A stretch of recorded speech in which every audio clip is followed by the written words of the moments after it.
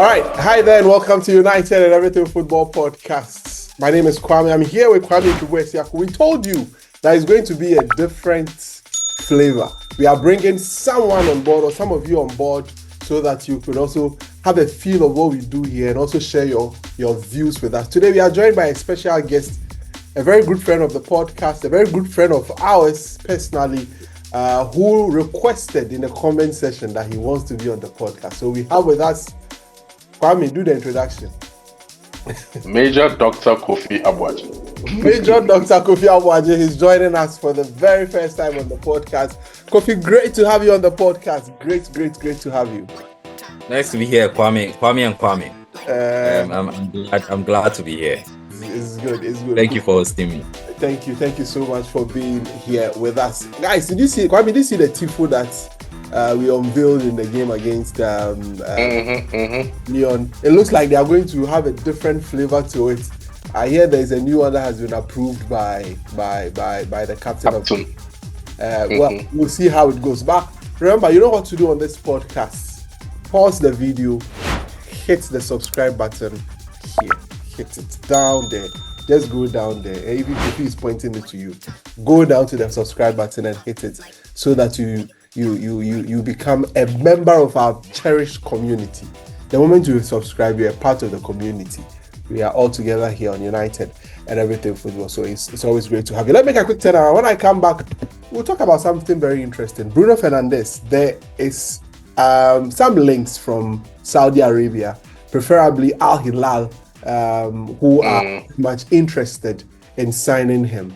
We'll be talking a lot about that because we put out a poll on our X handle at UEF Podcast, and we'll share the results of the poll with you and everything here. And then we'll get into the game and talk other matters here on United and Everything Football.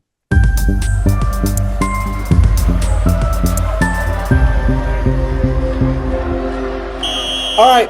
Thank you very much. Welcome back to United and Everything Football. You know what to do. Hit the subscribe button, hit the notification bell is very, very important. Kofi, let me start with you. There's this news about Bruno Fernandes out there. Whether should the money come, because we are hearing that they want to shatter the British transfer record of over 115 million pounds that was paid for Moises Caicedo of Chelsea. Should such a money come and you are United, are you going to take it and allow Bruno to go so you can reinvest it into the team? Okay, so I don't think we should take the money. The thing is, Bruno Fernandes currently is probably the only world best player we have in our team. And in times past, in recent transfer windows, we haven't shown to be able to invest money wisely or to be able to use money wisely. So then letting a player of Bruno's caliber go and taking the money, and we are not certain that we would get in players who could do as good as Bruno or even better than Bruno. I'd say, you know what, keep him now. Get the little that we have, get in 2-3 more players who are at his level, who can augment what he's already given to us, and let's build the team up from there.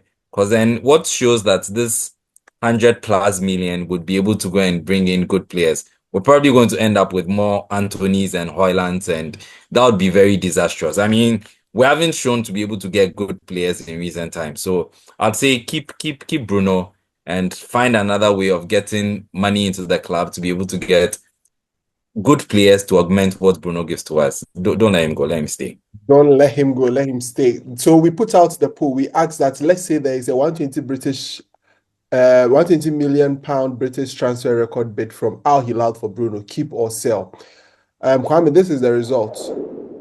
55% of the people think that Bruno should stay. 45% are saying Bruno should go. What says you? I say the 45% are delusional. They are not in touch with reality.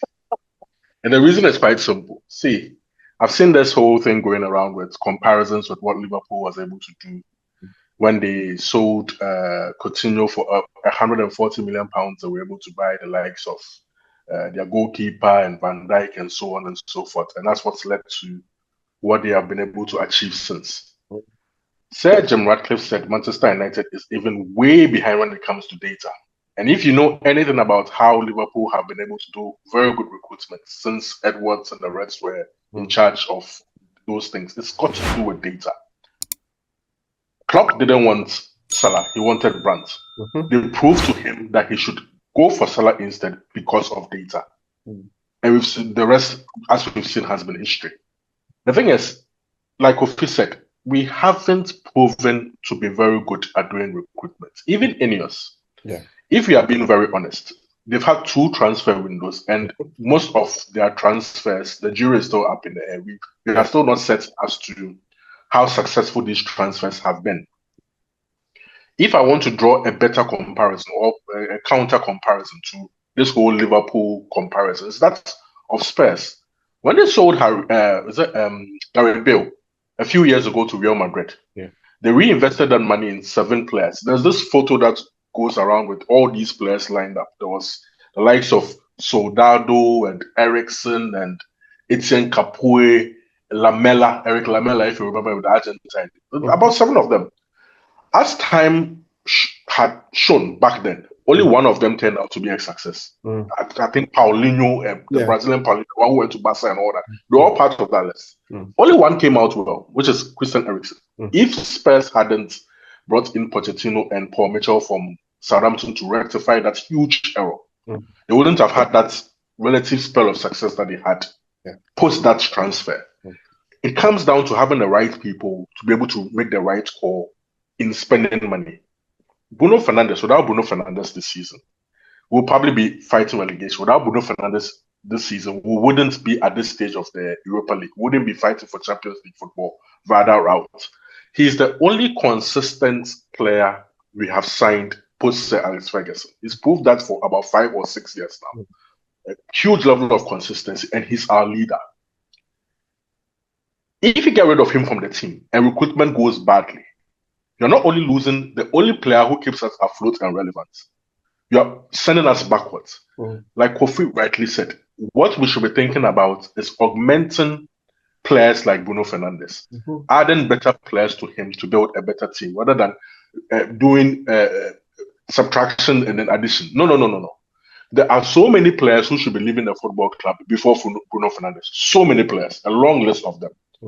And until those players leave, Bruno Fernandes should be the last player on anybody's minds that we should be thinking about leaving a football club. Already, I've seen his turn down their offer, which is pleasing news. I did not expect him to even consider it at all, because everything shows he wants to stay at a football club. He just signed a new contract, despite signing a contract about a year ago. He signed a new contract to be on Saudi money to stay at this football club and hope that we can be able to build around him and then bring Manchester United where it's supposed to be. So, like Kwame rightly said, it's been reported that Bruno Fernandes' agents have initially rejected the offer from Al Hilal, but promised to sit down with the player and discuss his demands. Al Hilal are making serious attempts to convince Bruno Fernandes, and it looks as if the offer is very, very lucrative. I mean, it's a huge offer. Reportedly £1.25 million per week. Yes. So Salah's money. They want to give it to. I mean, basically, what they are trying to do is to find some big fish to bring into the league once again. Sometimes, the only time I usually hear of them is when our Nasser is playing, because there is Cristiano Ronaldo, because the Cristiano Ronaldo for fanboys will make noise on social media, or they want to buy a player. So maybe that's just about it. That's the only time I get to hear of them. But anyway, that's it here on Cristiano Ronaldo. But guys, before I get to the game, Kofi, before I get to you on the game, I've been hearing a lot of interviews today by Schweinsteiger, by Casemiro, concerning the United and the fans and how much they support the club even in difficult times. And I felt very good about it. It felt very different. I mean, knowing how bad we've been and always watching our away end, especially our away fans, when we go away, and the kind of noise that they make. I mean, there's been instances that even on away grounds, I hear our away fans singing loudly than the home fans. I mean, Why is this that? Why is this a situation? I mean, the club has been so bad, but the fans or the players seem to connect with the fans on a different level. I think this club has been through, historically, this club has been through a lot. We've experienced a lot. If you know the history of Manchester United, it's been one tragedy after the other, but then we've always come back. And I think this thing resonates well with match-going fans. They've been brought up in that culture of backing the club through thick and thin. This club has gone through relegation a couple of times. It's just been up and downs with Manchester United. The Manchester United that we were born into and have come to see, relatively the most successful Manchester United in history. But the club has not always been like that. That has not always been our history. In tough times, fans have always backed the club. It speaks to the difference between online fans and then match-going fans. You see, online fans from all around the world, we are more critical of the team and then the players than match-going fans. Match-going fans are supporters. I call them supporters. They go there to support through thick and thin. There have been the rare occasions where they have booed a player every now and then, but it's very, very rare. 99% of the time, they are backing the team, they are backing the manager, they are always supporting. That's how come there's always this feed between match-going fans or fans who are present in Manchester and in England and fans from all around the world. It's fair criticism. Because if you support a club, you're supposed to support a club no matter what happens.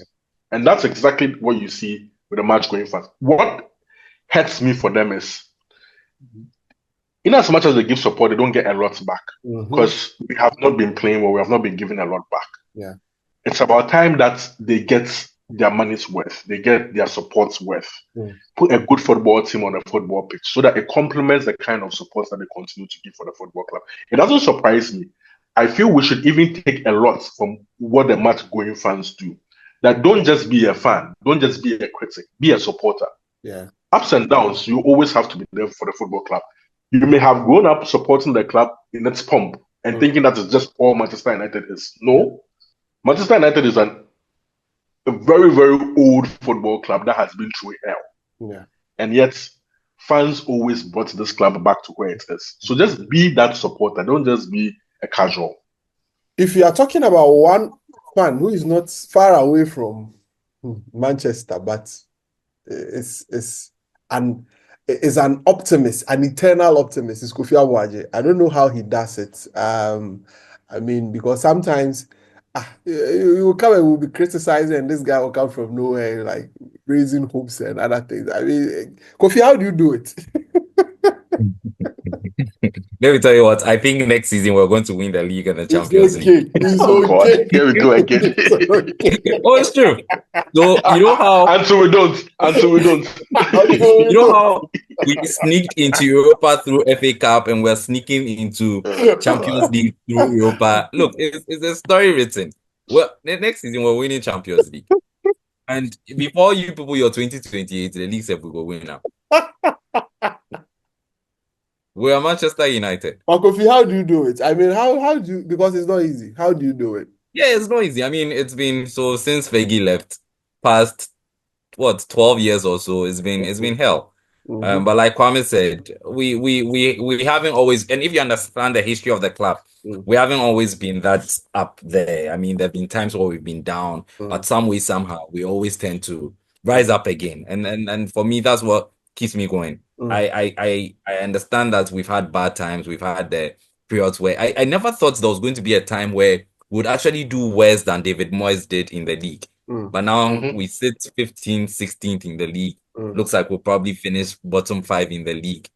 But I know that we would rise up again. I just believe it. And I think as a true Manchester United fan, you should believe that. If you look at what the Busby Babes, the tragedy that happened in February, 1956 or so, and yet still we bounce back to become who we are now. I don't think this can in any way be compared to that time. We'll bounce back again, rise up again. We'll definitely bounce back. And Casemiro puts it right.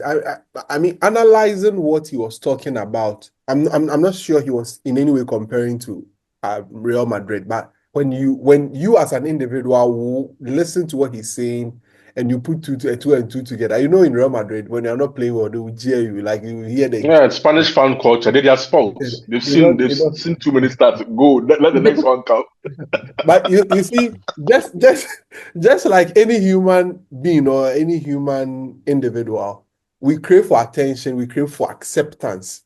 And when things are not going well and there is that consistent support, because it wasn't just Casemiro's quotes that I saw. I saw that of Schweinsteiger as well, where he was talking about the fans and how they are supporting the team through thick and thin.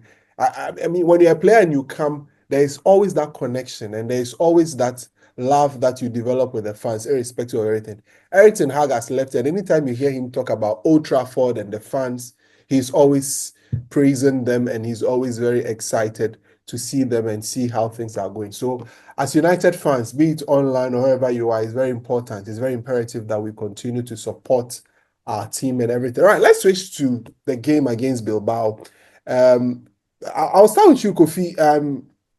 I mean, the people are talking. They are saying that silence. I hear silently. They are saying that they are going to. Every now and then I go to their TikTok. That is a very funny place to go to. I won't lie to you.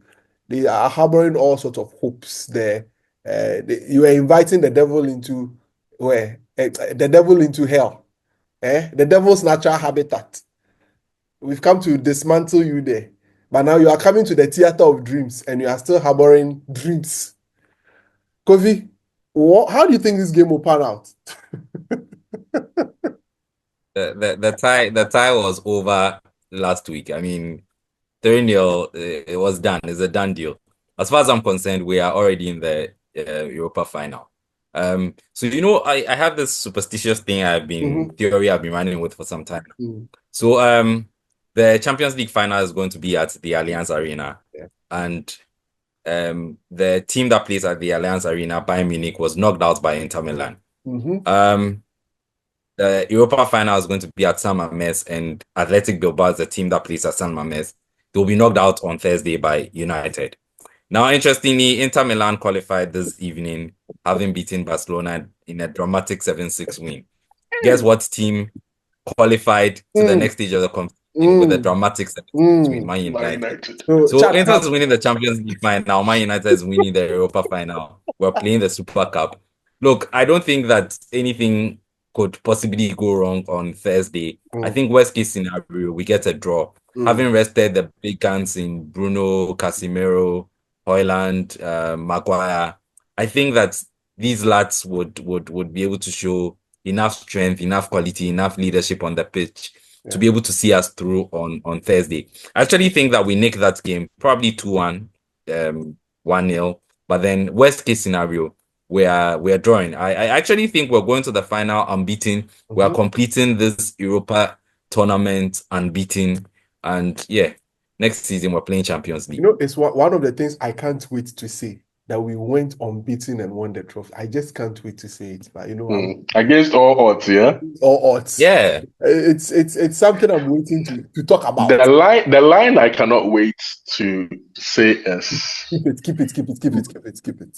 Okay. I'd keep it. I know the line. Keep it. I'll be supporting you with 100 bags of cement for that agenda.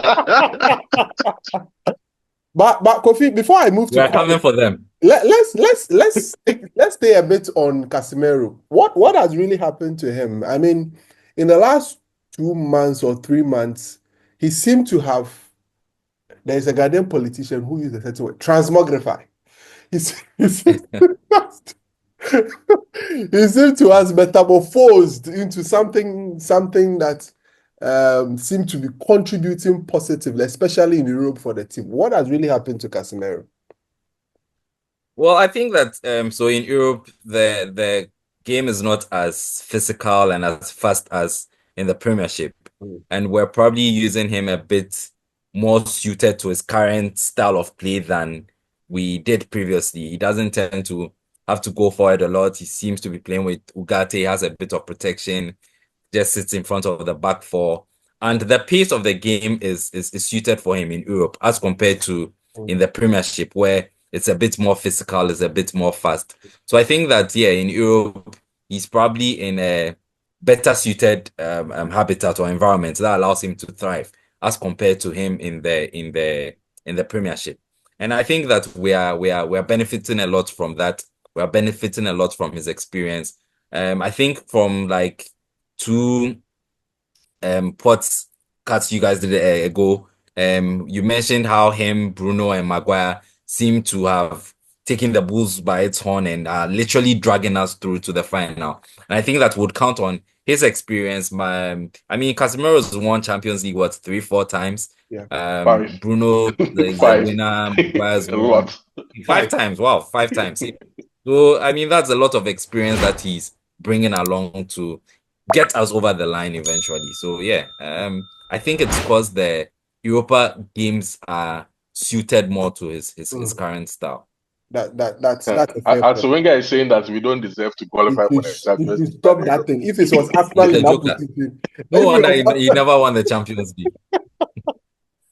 If it was Arsenal in that position, he would have said something different. He should stop that. He would accept that. I mean, it's a good reward for anyone to win the Europa to be able to get into it. I mean, but see, the rule has been there for a decade. How come when Manchester United is about to go to another final, and now it's a big deal? Sevilla and other teams have been 12th and 14th. It doesn't. Oh, okay, I get it. I get it now. It's an Arsenal thing. No, but Spurs are not making it. Spurs are not making it. Forget them. Bodo Glimt is. We're meeting Bodo Glimt in the final. That game is tricky. Yeah, it's very tricky for Spurs. Very tricky because Bodo Glimt, that small stadium of theirs, they are very stubborn. Cold. It's very cold over there as well. And I watched them against Porto. I watched them against Lazio. They are very, very stubborn. Spurs will have to watch their backs because they can sometimes also crack. Well, let's get back to our game. Would you want to have a crack at Casemiro before I get to the game from your perspective? Oh, not really. Like Kofi has said it all. Actually, we are relying on our experienced players to get us over the line. You see, I'm not. You see, listen. I want people to listen to me when I talk about Amorim. I do not dislike the coach. I criticize him because I don't think he has got a complete grasp of things at the football club. He's not doing a lot of things right. One of those things was the whole Casemiro thing. Before he took over, Casemiro and Ugarte were starting in midfield for Ruud van Nistelrooy. Yeah. And everybody at that time was saying, oh, that's a God-sent combination because we're not doing that combination before Ruud took over. All he had to do was to continue with that combination in midfield, but he reverted to something else. And it's taking him months for him to, adapt to the fact that he could do with Casemiro if he just makes some slight adjustment. And this adjustment is what I'm talking about. Yeah. If your squad isn't perfect, as we all know, it is not perfect. Sometimes you have to make adjustments until you get exactly what you want. But if you're just hell-bent on trying to instill your principles, it may culminate in some of the bad performances and results we've gotten up until this point. But I think it's got to the business end where he knows that if he doesn't make those adjustments, the whole season prepares into nothing. So he's done the adjustment and is benefiting from it, especially in Europe. Yeah. The team is not being coached exceptionally well. We know our problems. I mean, we can't score goals, but we are shipping goals. At least you can stop us from shipping goals, but we keep shipping goals. The team is not being coached properly. I just hope that he can get over this line, get this Champions League money by winning the Europa League so that we can augment his squad with players who can come and help him to be able to fast track the process. Otherwise, getting to next season, within 2 or 3 months, we'll be looking at him differently, like completely differently. Yeah. But let's get to the game itself from your perspective. I mean, what kind of atmosphere do you think we should bring to this game? Already, there's the talk of a new tifo being approved by the captain that will be unveiled.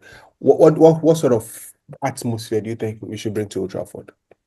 Old Trafford will bring it as they have always brought it on European nights like this in very deep stages of European competitions. Old Trafford was let in the last game against Lyon. I expect similar. But the team should also play its part. Start the game fast like it's a 0-0. Don't play this style like we are up 3-0. a fast start similar to the one that we had against Lyon, get a quick goal, and then a tie like Kofi Abba just said, move over. I see us probably winning 2-1. We'll make it 2-1. Well, Kwame thinks that we'll make it 2-1 in that tie. I would always come in. I mean, as usual, I'll play the devil's advocate. While my friends are sounding extremely confident, I always want to also sound a bit of caution. Let's be careful, because this our United team is a team that can easily implode from nowhere. I mean, their mentality is something else. For me, it's quite fragile, very, very fragile. So we are praying against some key elements, that there isn't any early goal against us, so that the momentum shifts. And then before you know, a series of events begins to happen. There is some sort of a red card or something, and then the whole tide turns, and then we are scrambling. Because see, when we're playing against Lyon, we had a two-goal lead just before the first half ended. Then what happened? Lyon got a goal, and then what happened again? Another goal happened, and then went to extra time. Until just before that, they had a red card, and then went to extra time. They scored again, and then we had to drag ourselves back. I mean, we don't want to put ourselves in a situation. We should make the game as comfortable as possible, so we don't get to find ourselves in a situation where we have to struggle and put ourselves in difficulty. Because this United team has showed on multiple occasions that if you leave things to chance, things are going to turn. I've already seen a lot of social media posts by the players, plus some interviews some of them have granted. Mason Mount, for instance, is noted to have said that they are going into this tie 0-0 as their mentality. That means they are hoping that by the time the tie ends, they win this game. And that tells you how much of importance. I've seen Alejandro Garnacho posting that they can't wait 3 days more. I'm sure that was yesterday. So today, I'm sure it's going to be 2 days more for them. I reckon it gets on the score sheet tomorrow together with Bruno Fernandes. Hopefully, yeah. Kwame believes that Alejandro Garnacho, and Kwame, it's all the way Bilbao are likely to set up, and if they are likely to want to have a go at us in a very early moment of the game. They don't have a choice, do they? They have to play atypical Bilbao football by coming at us. We'll just play transition football. That's how come I'm saying Garnacho. We'll kill them in transitions and all of that. I think he actually plays to our advantage when Exactly. Absolutely. Because that's our strength. United, when you come at us, we are just wired to go on the transition. Something that we do so very well. So we need to be very careful. I want us to guard against some of these elements. Don't put yourself in a situation where momentum swings against you, because anytime it swings against us, we find ourselves in trouble. In fact, against Sociedad, we had that same kind of a situation, but we were able to turn things around quickly and then ended up beating them, because they had an early penalty. Then we also had a penalty and we were able to do it. So we need to find ourselves where we are controlling the moment, controlling the emotions, and making sure that we have the advantage. But Kwame and Kofi, there is one thing that worries me. It's as if our players don't know themselves. It worries me. Because you could see some simple passes that players will exchange. Then it is either some 2 years behind or it's too far ahead. And players are not anticipating movements, and it worries me a lot. Because that was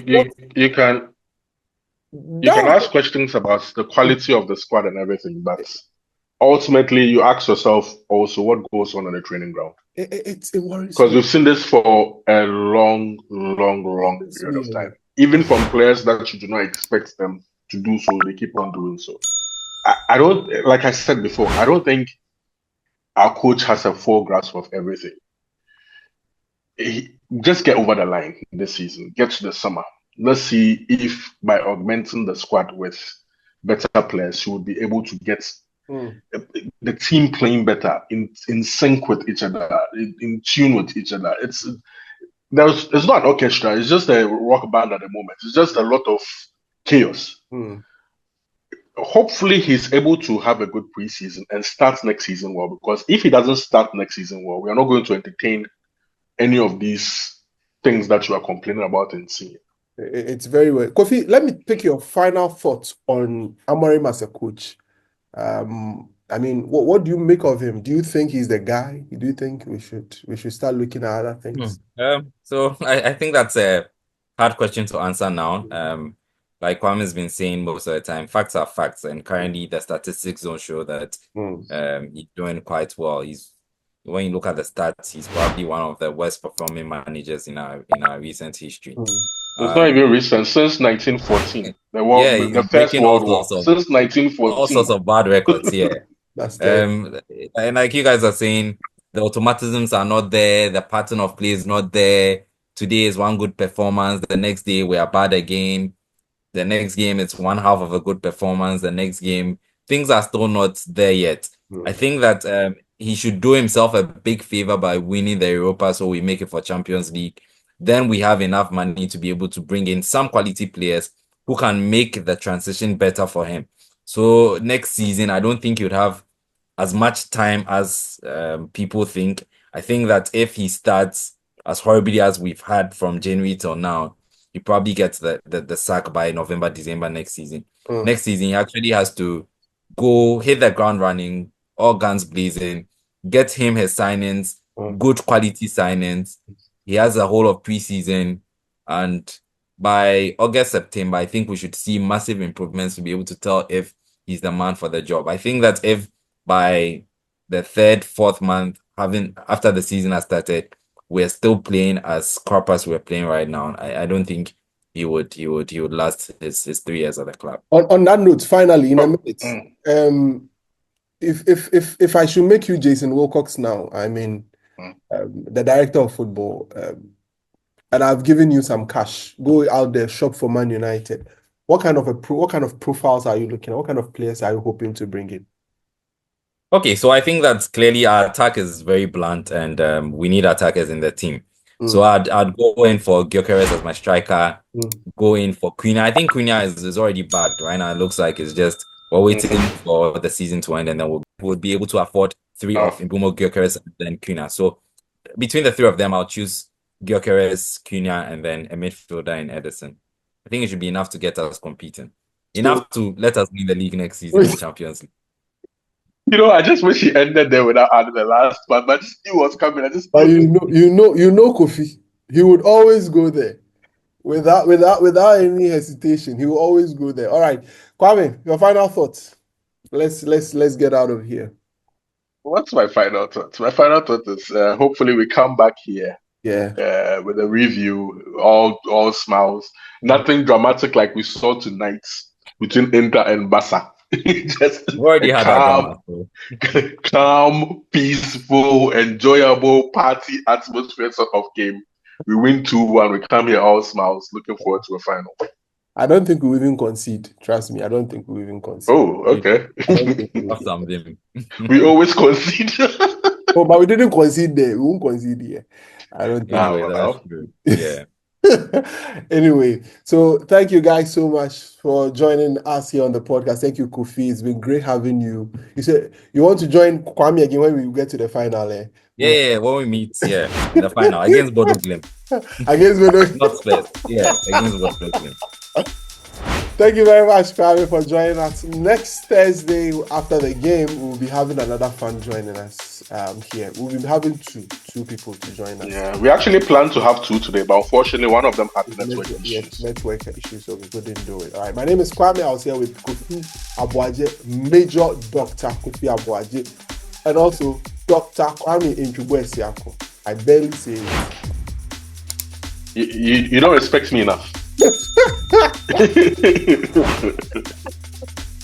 All right, we'll see you on the next one. Have a great time. Bye-bye.